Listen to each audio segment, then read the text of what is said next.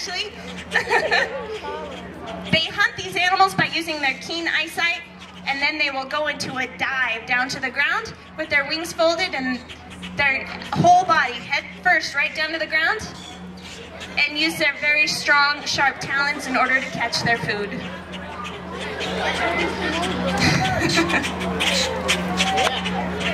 And you can see right now how they get the name red-tailed hawk, that beautiful russet red tail that they have. And there she goes. That was Roja, our red-tailed hawk. Ashley, thank you very much for your help. Let's give Ashley a round of applause. Very good.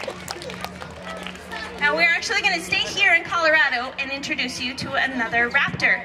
Also, these birds you wouldn't see quite as much as you would see a red-tailed hawk. They're not very much around our urban areas. They are more secluded. They like to live high up in the mountains, in areas where there's not a lot of people. But they're a beautiful animal, and he has also got a great story. He is also a rehabilitated bird of prey. Again, he's injured. He will never be able to go back out into the wild, but he's here with us so you guys can get an up-close and special look at him.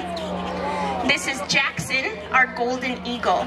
Now, one of my favorite questions to ask people is, how much do you think Jackson weighs? That was not nice. How much do you think Jackson weighs? Shout outs, just shout them out. You don't have to.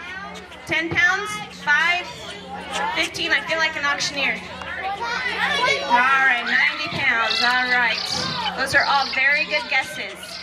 Now, Jackson here, even though he is a very large bird with about a 6.5-foot wingspan, Jackson only weighs 8 pounds, just 8 pounds. That's because they have some special adaptations that allow them to be lighter. The heavier they are, the more energy and the harder it's going to be for them to fly and do what they need to do. But Jackson, you can see he's covered in those lightweight feathers. He has that streamlined beak, streamlined talons, and what you don't see is his skeleton. His skeleton only weighs a 1/2 pound. That's it. That's all his skeleton weighs. They have virtually hollow bones that enables them to be much lighter.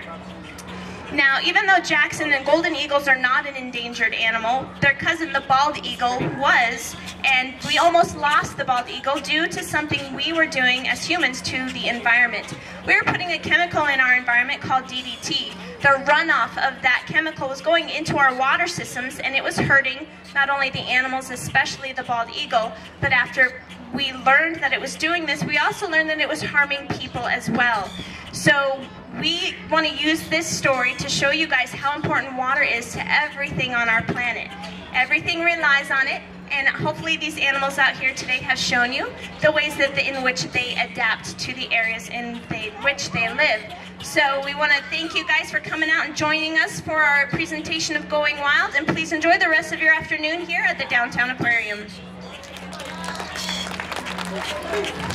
Now we want to invite you guys up here. We're going to have a couple of animals out, and we're going to